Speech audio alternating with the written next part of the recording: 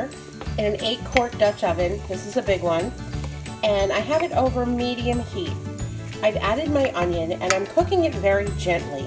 This is known as sweating. The object is not to fry the onion, but just to cook it until it's soft. So we'll saute or sweat this for about 5 minutes. And I'm gonna add in just a little bit of salt and a little bit of pepper. You don't wanna go crazy here because you can always add more salt. You won't be able to take it out later. So the onion was starting to get soft. So I added all of my asparagus pieces, and I even included the tips of the asparagus. Later I'm going to pull some of those out so that I can keep them whole and they'll look pretty, because the rest of the soup is actually going to end up in the blender, so you won't see any pieces of asparagus at all. We're going to let this continue over the heat for about 5, maybe 10 minutes. We want the asparagus just to cook enough and start to get soft here. Okay, the asparagus started to get nice and soft.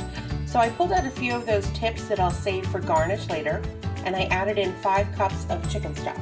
You could substitute vegetable stock and keep this as a vegetarian dish.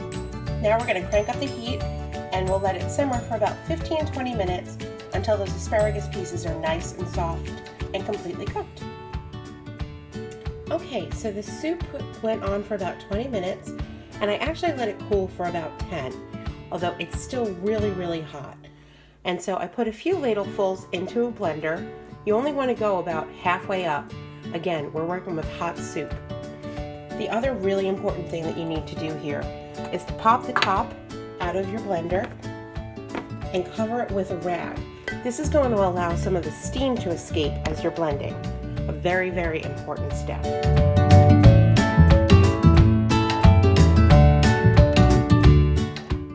I use this bowl with a pour spout for my batches, so it's easy to add back into the pot. Stirring in the creme fraiche.